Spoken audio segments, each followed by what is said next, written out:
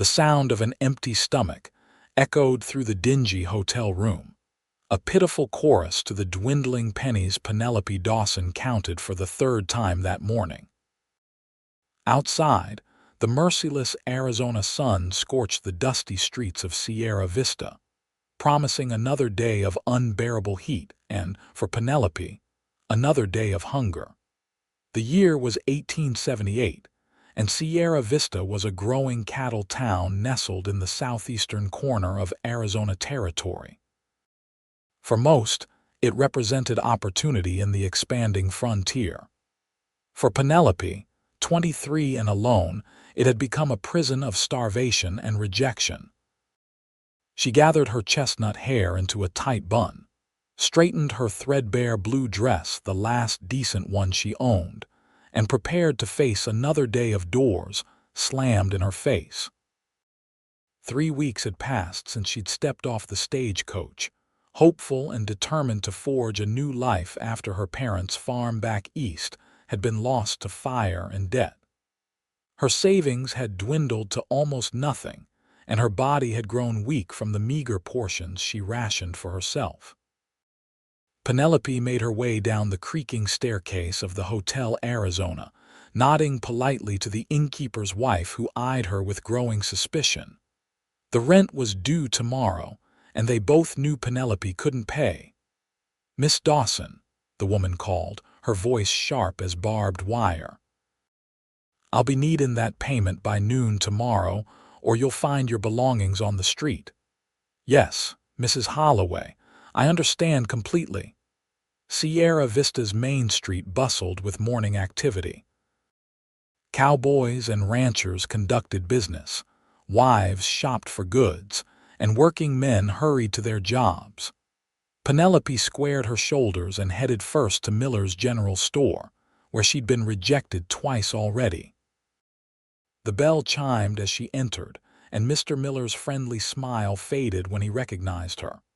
"Miss Dawson, I've told you, please, Mr. Miller," Penelope said, her voice steady despite her desperation. "I can stock shelves, keep your books, or clean. I'm educated and hardworking." The older man shook his head. "This ain't Boston or New York, Miss Dawson. In Sierra Vista, women don't work in shops unless they're married to the owner. It's just not proper." For 3 hours, Penelope visited every business in town. The bank needed no clerks. The school had a teacher. The dressmaker couldn't afford help. The saloon offered the only employment for single women, and Penelope refused to consider such work. By midday, the heat had become unbearable, and Penelope's empty stomach cramped painfully. She found shade beneath the awning of the telegraph office, fighting back tears of frustration. A young boy passed by selling newspapers, and she longed for even his meager employment. "You look like you could use some water, madam." Penelope turned to find a tall man extending a canteen toward her. His skin was tanned from long days under the sun, and his eyes were the deep blue of the evening sky. He wore the dusty clothes of a working cowboy, worn boots, faded denim, and a simple button-down shirt with the sleeves rolled up to reveal strong forearms. "Thank you," she said, accepting the canteen with trembling hands. "You're very kind." "Samuel Tucker," he said, tipping his hat. "Foreman at the Rocking T Ranch about 5 miles outside of town." "Penelope Dawson," she replied, sipping the water gratefully before returning the canteen. "I'm new to Sierra Vista." Samuel nodded, studying her with perceptive eyes. "And not finding what you hoped for, I take it." The kindness in his voice nearly undid her composure. "No one will hire a woman for decent work. I've tried every establishment in town." Her voice dropped to a whisper. "I haven't eaten a proper meal in days." Something shifted in Samuel's expression, not pity, which Penelope would have detested, but a quiet determination. "Can you cook, Miss Dawson?" "Yes," she answered, surprised by the question. "Quite well, actually." "Can you manage a household? Order supplies, keep accounts?" Penelope straightened. I kept all the books for my father's farm since I was 16. I'm educated and I learn quickly. Samuel nodded as if making a decision. The Rocking T Ranch needs a cook and housekeeper. The owner, Mr. Thompson, is getting on in years and his wife passed last winter. The men are eating their own cooking, which is a sorry state of affairs, and the house is falling into disarray. Hope flickered in Penelope's chest, but experience had taught her caution. And Mr. Thompson would hire a woman, an unmarried woman. He'll hire whoever I tell him can do the job, Samuel said with quiet confidence. And I'm saying you're hired, Miss Dawson, if you want the position. Penelope stared at him, searching for any hint of deception or impropriety. She found none. I don't understand. You don't know me. Why would you help me? Samuel's gaze traveled down the dusty street. My sister was in a similar situation once. No one helped her. He looked back at Penelope. The job comes with room and board in the main house plus $30 a month. It was more than fair wages, and the promise of regular meals made Penelope's empty stomach clench with longing. Still, she hesitated. Mr. Thompson lives in the main house. He does. But so do his two nieces who are visiting for the summer. You'd have your own room and your reputation would be secure. Samuel's expression was earnest. I wouldn't offer if it weren't proper, Miss Dawson. Penelope took a deep breath. It was this or starvation. When can I start? I've got the wagon around back. We can gather your things and head to the ranch today, if that suits you. Today would be perfect, Penelope said, thinking of Mrs. Holloway's deadline. Within the hour, Penelope had settled her meager bill at the hotel, packed her 2 small bags and climbed into Samuel Tucker's wagon. As they left Sierra Vista behind, Penelope watched the town shrink in the distance and wondered if she'd just made the best decision of her life or the worst. The Rocking T Ranch sprawled across a verdant valley backed by rolling hills. Penelope's first glimpse of it took her breath away. White fenced pastures dotted with cattle, a large barn and stables, several outbuildings, and at the center, a handsome 2-story house with a wraparound porch. It's beautiful, she murmured as Samuel guided the horses down the long approach. Started as nothing but a shack and a dream 20 years ago, Samuel said with pride. Mr. Thompson built it from the ground up. It's one of the more prosperous spreads in the territory now. As they approached the house, Penelope could see an older man sitting on the porch. He stood as they drew near, leaning slightly on a carved walking stick. That's Gerald Thompson, Samuel explained. A fair man and a good boss. Mr. Thompson was in his 60s, with a full head of silver hair and a well-trimmed beard. His weathered face broke into a smile as Samuel helped Penelope down from the wagon. So you found us a cook, have you, Sam? The rancher called. Thank the Lord. If I had to eat Hank's beans one more night, I might have sold the place. Mr. Thompson, Samuel said formally, this is Miss Penelope Dawson. Miss Dawson, this is Gerald Thompson, owner of the Rocking T. Penelope extended her hand. It's a pleasure to meet you, Mr. Thompson. I'm very grateful for the opportunity. The older man clasped her hand warmly. The pleasure's all mine, Miss Dawson. Any friend of Sam's is welcome here. He turned toward the door. Flora, come meet our new cook and housekeeper. A plump, cheerful woman in her 50s emerged from the house, wiping her hands on her apron. Oh, thank heavens, she exclaimed. I've been trying to keep up with the house and help with the girls, but these old bones aren't what they used to be. Miss Dawson, this is Flora Winters, our housekeeper. Well, until today. Flora, this is Miss Penelope Dawson. Just Penelope, please, she offered with a smile. Flora beamed. Come inside, dear. I'll show you the kitchen and your room. The main house was spacious and well built, though Penelope could see it had suffered from the absence of a woman's touch. Flora led her through the downstairs, a formal dining room, a comfortable sitting room, Mr. Thompson's study, and finally, the large kitchen at the back of the house. "It's a good kitchen," Flora said proudly. "Mrs. Thompson saw to that before she passed. You'll find everything you need." Penelope ran her hand along the solid work table in the center of the room, her mind already cataloging what needed to be done. "It's wonderful. The cowboys eat in the bunkhouse," Flora explained.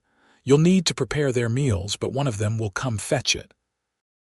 In the house, it's just Mr. Thompson, his nieces Emily and Charlotte, they're 12 and 14, and now you. I live in town with my husband, but I come by 3 days a week to help with the heavier cleaning. "And Mr. Tucker?" Penelope asked, trying to sound casual. "Sam has his own cabin near the bunkhouse. He takes most meals with the men, though Mr. Thompson often invites him to dinner in the house." Flora gave Penelope a knowing look. "He's a good man, Sam Tucker, the best foreman in the territory and as honest as the day is long."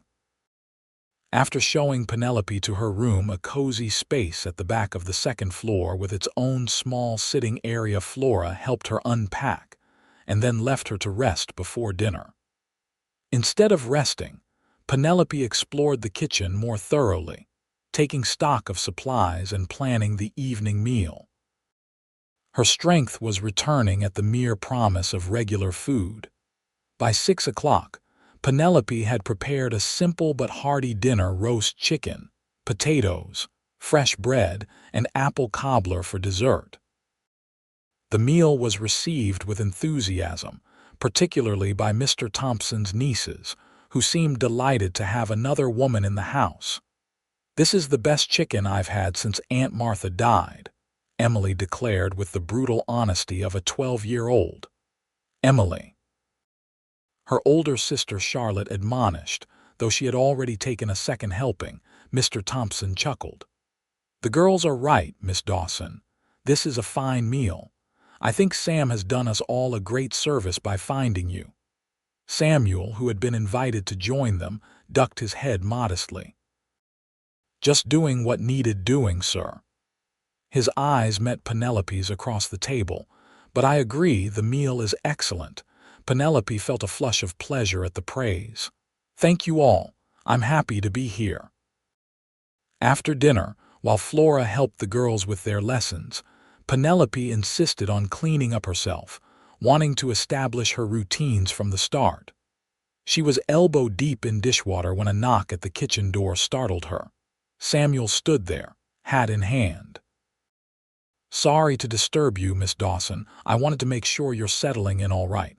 "Very well, thank you." She gestured to the kitchen around her. "It's a lovely home and everyone has been kind." He nodded, seeming relieved. "Good, that's good." He shifted his weight, suddenly awkward. "If you need anything, my cabin is the small one beyond the oak tree. Mr. Thompson's a fair employer, but if there's ever any problem, you can come to me." The concern in his voice touched her. "Why are you being so kind to me, Mr. Tucker?" Samuel looked down at his hat, turning it slowly in his hands. "Like I said, my sister was once in a similar position.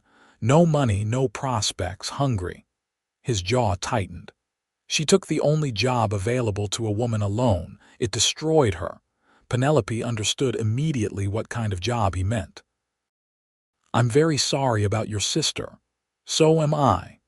His eyes, when they met hers again, held a quiet intensity. "No woman should have to make that choice, Miss Dawson." Before she could respond, he nodded once and disappeared into the gathering twilight, leaving Penelope with a strange flutter in her chest that had nothing to do with hunger. The following weeks established a rhythm to Penelope's new life. She rose before dawn to prepare breakfast for the ranch hands, then cooked for the household. Mornings were spent cleaning and baking, afternoons managing household accounts and teaching the girls basic domestic skills, which their mother had started before her untimely death. Mr. Thompson proved to be a kind employer who valued her work. The nieces, initially reserved, warmed to her quickly, especially when Penelope revealed she could play the piano in the sitting room and knew dozens of stories. Samuel Tucker remained a constant, respectful presence.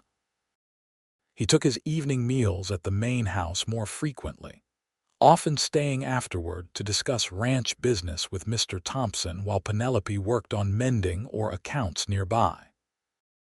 She found herself looking forward to these quiet evenings, to Samuel's deep voice relating the day's events, to the occasional glances he sent her way when he thought she wasn't looking. One evening in late July, about a month after Penelope's arrival, a violent summer storm swept across the valley. Thunder shook the house, and lightning illuminated the sky in jagged bursts. The girls huddled by the fire, jumping at each thunderclap.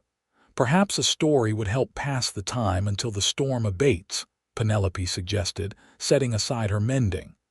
"Oh, yes," Emily exclaimed, momentarily forgetting her fear.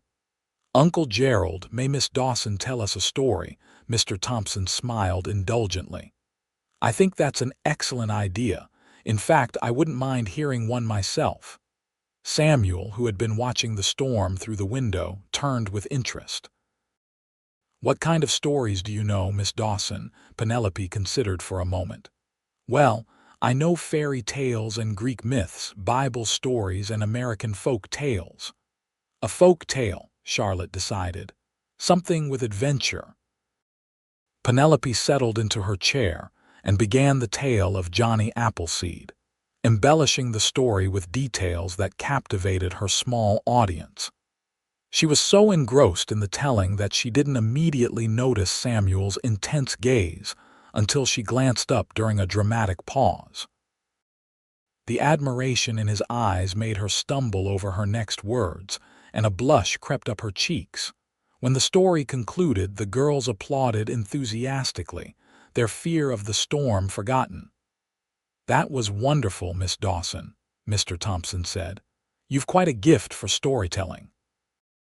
"Thank you," she replied, acutely aware of Samuel's continued attention. "My father always said a good story could make a long journey shorter or a dark night brighter." "Your father was a wise man," Samuel said quietly. The storm finally passed, and Mr. Thompson escorted his nieces upstairs to bed. Left alone with Samuel, Penelope suddenly felt shy.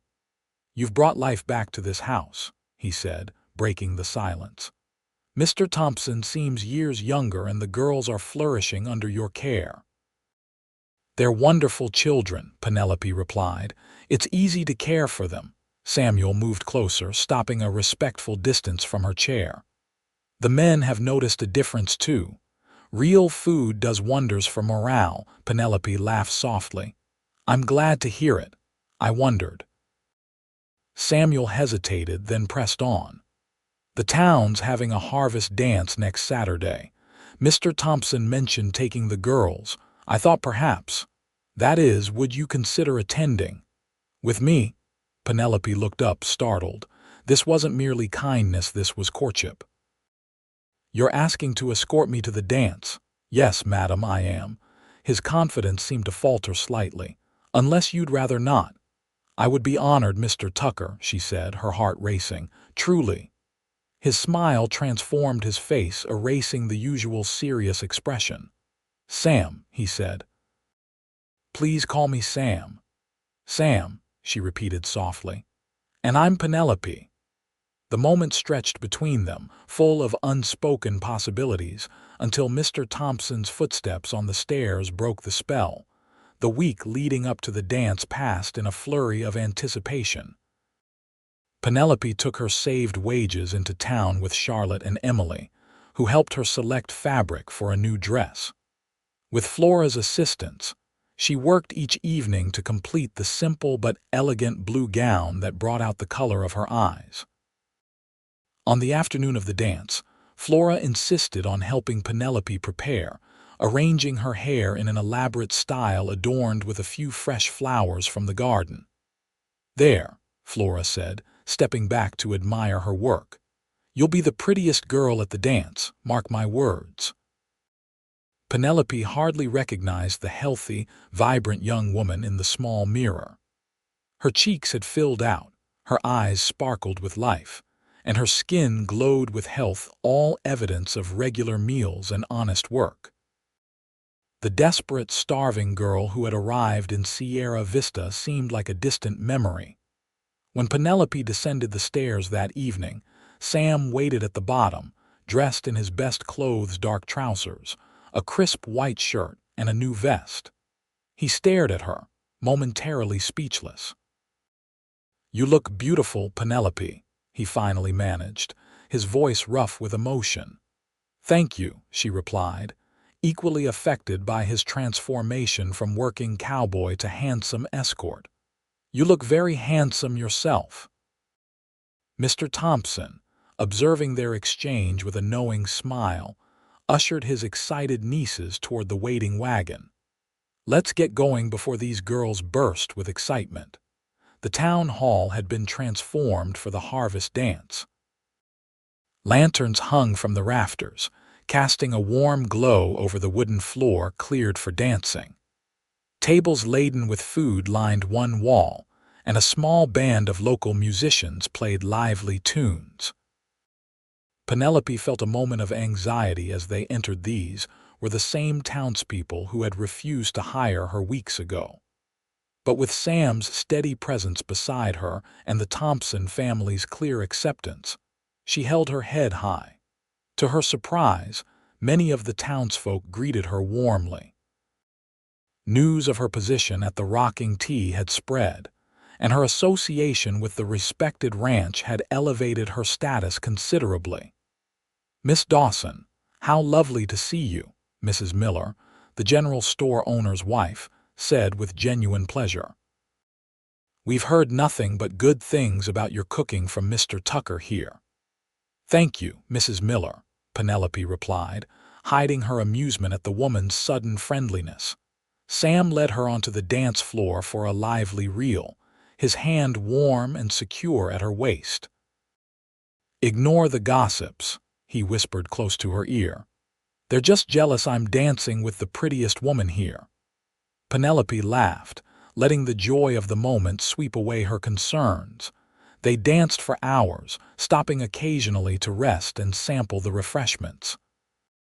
During a quiet moment when Sam had gone to fetch them lemonade, Penelope found herself approached by Mrs. Holloway from the hotel.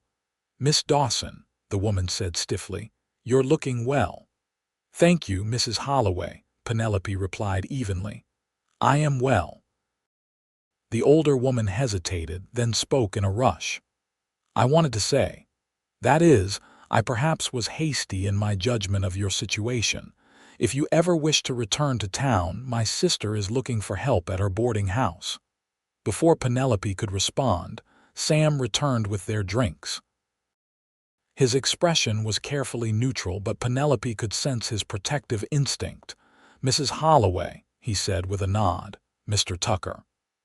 The innkeeper's wife hurried away, clearly intimidated. "What did she want?" Sam asked, handing Penelope her lemonade. "To offer me a job, strangely enough," Penelope replied with a hint of irony. "It seems my employment status has made me respectable." Sam's eyes darkened. "Those people wouldn't give you the time of day when you were hungry. I hope you told her no." "I didn't tell her anything," Penelope said softly, "but I have no intention of leaving the Rocking Tea." She met his gaze steadily. "I'm very happy where I am." Something shifted in Sam's expression, relief, followed by a deeper emotion that made Penelope's breath catch.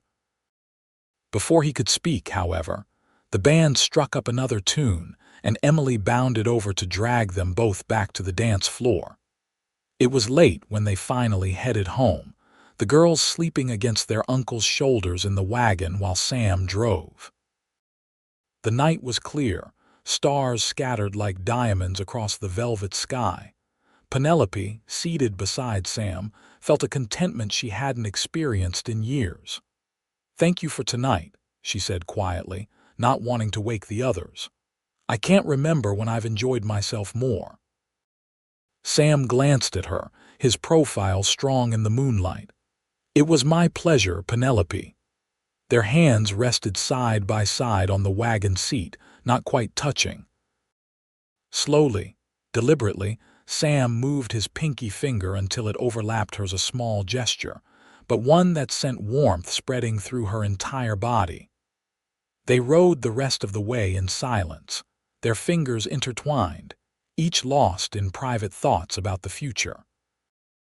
As summer faded into fall, Penelope's position at the rocking tea became more than just employment, it became home. Mr. Thompson treated her like family. The girls adored her, and the ranch hands respected her management of the household. Only her relationship with Sam remained undefined, hovering in the space between friendship and something deeper. They found moments to be alone together, walks in the early evening, shared books and conversations by the fire after the others had gone to bed, Sunday afternoons when work was lighter. Sam never pressed for more, respecting the boundaries of propriety and her position in the household, but Penelope could feel his growing affection in every glance, every small touch of his hand against hers. One crisp October morning, Penelope was preparing a special dinner for Mr. Thompson's birthday when Sam appeared at the kitchen door, his expression troubled. "What's wrong?" she asked immediately, setting aside the pie dough she'd been rolling. "Cattle rustlers hit the north pasture last night," he explained, accepting the coffee she offered. "Took nearly 30 head. That's terrible. Does Mr. Thompson know?" Sam nodded grimly. "He wants to organize a posse with some of the neighboring ranchers. I'll be riding out with them." Fear clutched at Penelope's heart. "Is that safe? Rustlers are dangerous men."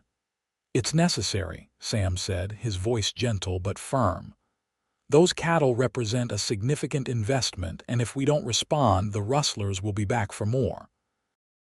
Penelope turned away to hide her expression, busying herself with the stove. "How long will you be gone?" "A few days, perhaps longer if the trail is difficult to follow." He moved closer, his hand touching her shoulder lightly. "I'll be careful, Penelope." She turned to face him, unable to disguise her worry. "See that you are, Samuel Tucker. We all need you to come back safely." The intensity in her voice seemed to affect him deeply. His hand moved from her shoulder to her cheek, fingers gentle against her skin. "I will come back," he promised. "I have too much to live for now."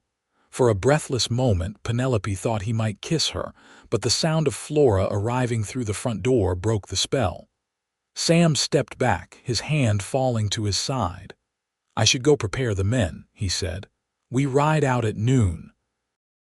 Penelope nodded, her cheek still warm from his touch. "Godspeed, Sam." The posse departed after a hurried meal, 10 grim-faced men led by Mr. Thompson and Sam. Penelope watched from the porch, her heart heavy with worry until they disappeared over the ridge. The days that followed were the longest Penelope had experienced since coming to the ranch.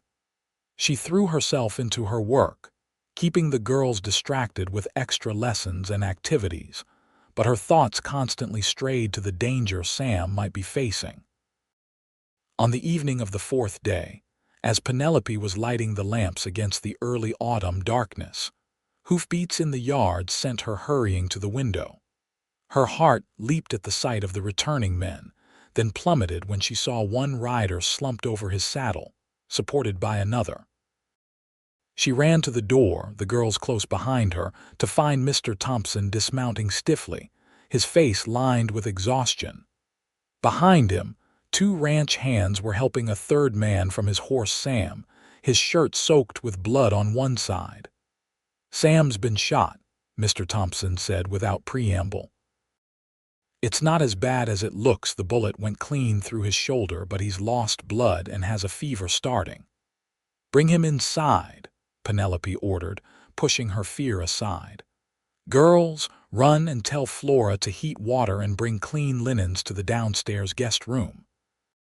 As the men carried Sam into the house, Penelope heard snatches of the story how they'd tracked the rustlers to a hidden canyon, recovered most of the cattle, and captured 2 of the thieves for the sheriff. During the confrontation, Sam had taken a bullet meant for one of the younger ranch hands. "Always the hero," Penelope murmured as she helped settle him in the guest room. Sam's eyes fluttered open, glassy with fever but focusing on her face. "Penelope," he whispered. "Told you I'd come back." "Hush," she scolded gently, her hands already working to remove his blood-stained shirt. "Save your strength." Through the long night, Penelope tended to Sam's wound, cleaning it thoroughly, applying healing salves and binding it with fresh bandages. She bathed his face and chest with cool water to combat the fever, all while praying silently that infection wouldn't set in. Near dawn, his fever broke and he fell into a natural sleep. Penelope, exhausted but relieved, pulled her chair closer to the bed and allowed herself to rest, her hand still holding his. She woke to the feeling of fingers gently stroking her hair. Opening her eyes, she found Sam watching her, his gaze clear and alert. "You stayed with me all night," he said, his voice hoarse but stronger than before. "Of course I did," she replied, straightening in her chair. "How do you feel?" "Like I've been kicked by a mule," he admitted with a weak smile, "but better for seeing you." Penelope checked his wound and found it clean, with no signs of infection. "You were lucky. A few inches lower and that bullet would have found your heart." Sam's hand caught hers as she worked. "My heart belongs to you anyway, Penelope Dawson." Her fingers stilled against his skin, her eyes flying to his face. "Sam, I know it's not the right time or place," he continued, his grip on her hand tightening. "But facing death makes a man reconsider his timing. I love you. I think I've loved you since I found you standing in the street that day, too proud to beg despite your hunger." Tears filled Penelope's eyes. "I love you too," she whispered. "I've been so afraid to say it, afraid it might change everything." "It does change everything," he agreed. "For the better." He tugged her hand gently, urging her closer until she perched on the edge of the bed. With his good arm, he reached up to touch her cheek, then guided her face down to his. Their first kiss was gentle, sweet with relief and promise. The sound of someone clearing their throat broke them apart. Mr. Thompson stood in the doorway, amusement crinkling the corners of his eyes. "I see you're feeling better, Sam," he said dryly. Penelope jumped to her feet, blushing furiously, but Sam kept hold of her hand.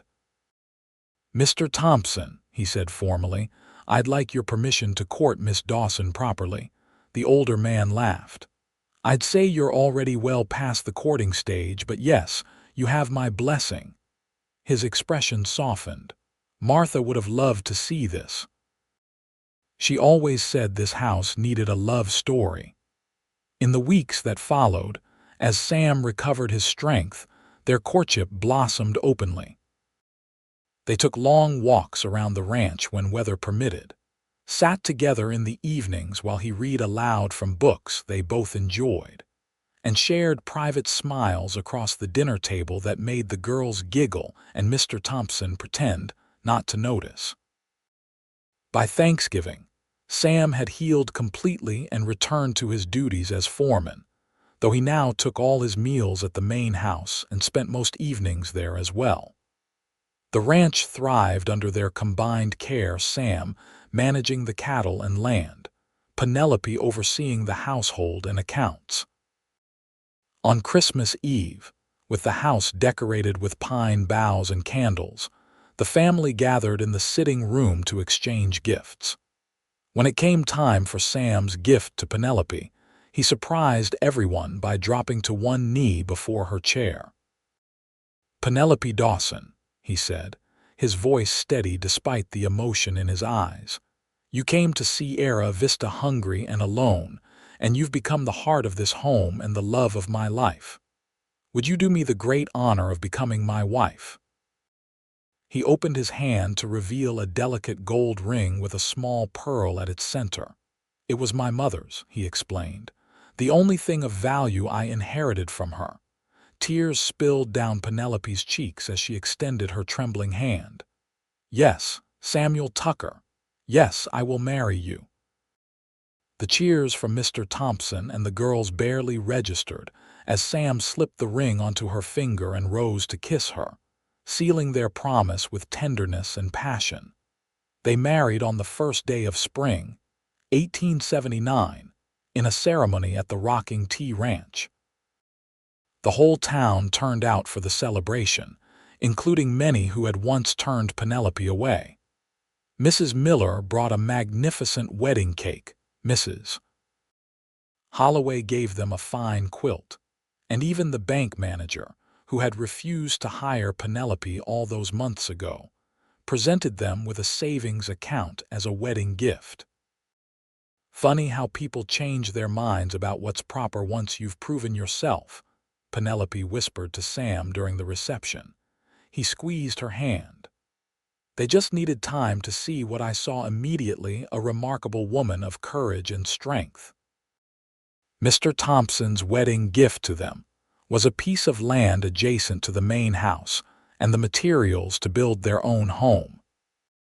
Until it was completed, they would live in Sam's expanded cabin, which the ranch hands had secretly renovated during the weeks before the wedding, adding a proper kitchen and a cozy bedroom with a new feather mattress. That night, as Sam carried his bride across the threshold of their temporary home, Penelope marveled at how much her life had changed in less than a year. "From starvation to this," she murmured as Sam set her gently on her feet. "Sometimes I'm afraid I'll wake up and find it was all a dream." Sam gathered her close, his eyes dark with love and desire. "This is no dream, Mrs. Tucker. This is the beginning of our life together." Their kiss deepened, hands exploring with new freedom as they slowly made their way to the bedroom, where Sam undressed her with reverence, his touch igniting sensations Penelope had never imagined. Their first night together was a revelation of passion and tenderness that bound them even closer. In the quiet aftermath, as they lay entwined beneath the quilts, Penelope rested her head on Sam's chest, listening to the strong, steady beat of his heart. "I never thought I'd find this kind of happiness," she admitted. "That day in town when you offered me the job. You didn't just save me from hunger, Sam. You saved my life in every way that matters." He stroked her hair, his voice rough with emotion. "And you've given my life meaning beyond work and duty. We saved each other, Penelope." By the following Christmas, their new home was completed, a handsome two-story house built with love and care. As a surprise for Penelope, Sam had included a spacious room lined with bookshelves, fulfilling her dream of creating a small library. "For your stories," he explained as he showed her the room, "and for our children someday, so they'll grow up loving books as you do." The mention of children brought a special glow to Penelope's face. "Someday might be sooner than you think," she said, taking his hand and placing it against her still flat stomach. "Next summer, if my calculations are correct." Sam's expression transformed from confusion to wonder to unbridled joy. He lifted her off her feet, spinning her in a circle before setting her down gently, suddenly concerned. "Is that safe? Should you be resting? Do you need a doctor?" Laughing, Penelope placed her hands on either side of his face. "I'm perfectly well, my love. Women have been having babies since the beginning of time." In June of 1880, Penelope gave birth to a son they named James Gerald Tucker, in honor of both their fathers. Mr. Thompson, now officially Grandpa Gerald to the baby, was as proud as if the child were his own flesh and blood. The years that followed brought prosperity to the Rocking T Ranch and joy to the Tucker family. A daughter, Margaret Rose, joined them in 1882, followed by twins, William and Elizabeth, in 1885. Each child inherited their parents' best qualities. James had his father's quiet strength and his mother's love of books.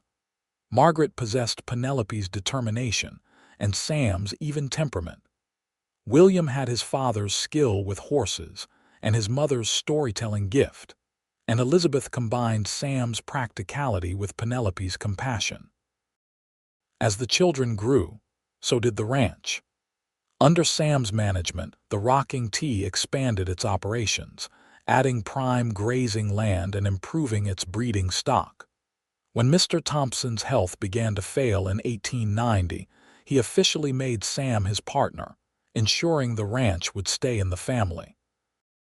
"You've been more a son to me than if you'd been born to me," the old rancher told Sam one evening as they sat on the porch, watching Penelope and the children in the garden. "And those grandchildren of mine are the greatest joy of my life."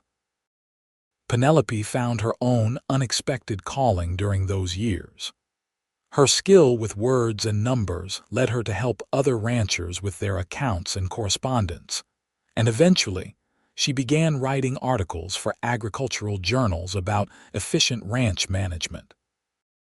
Her practical advice, drawn from years of experience at the Rocking T, earned respect throughout the territory.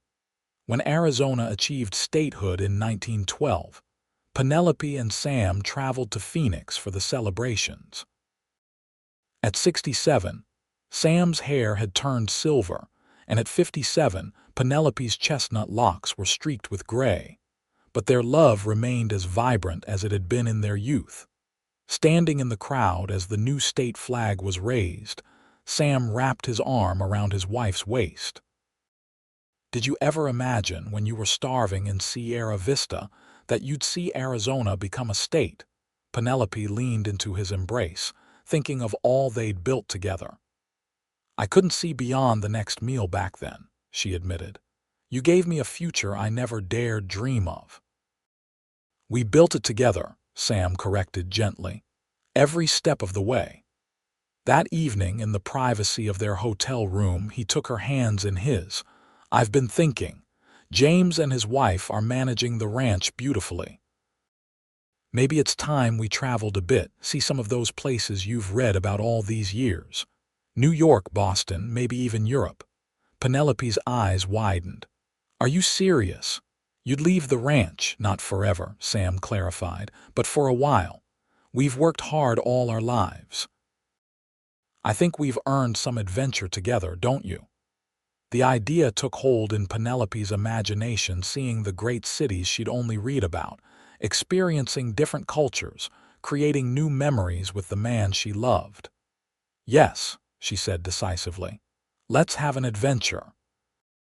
They spent the next 3 years traveling, returning periodically to the Rocking T to see their growing brood of grandchildren before setting off again. They saw the skyscrapers of New York, the historical sights of Boston, the rolling countryside of England, and the art treasures of France and Italy. In each new place, Penelope kept a detailed journal, recording their experiences and impressions.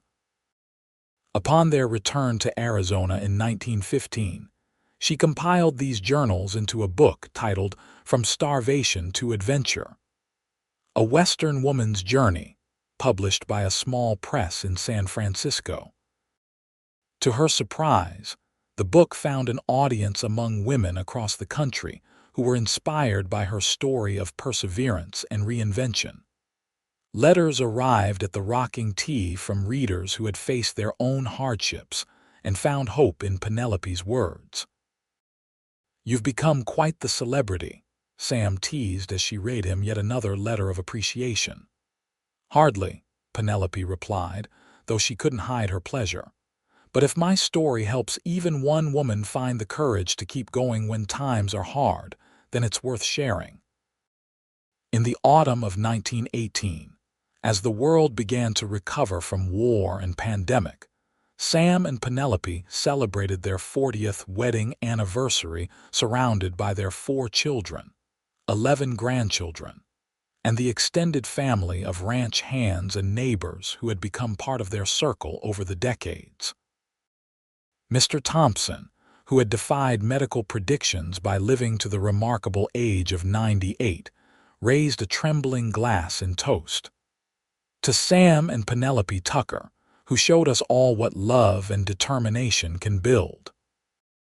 Later that night, as they sat on the porch of their home watching the sunset paint the Arizona sky in magnificent hues of gold and crimson, Sam took Penelope's hand in the same gesture he had made all those years ago in the wagon returning from the harvest dance.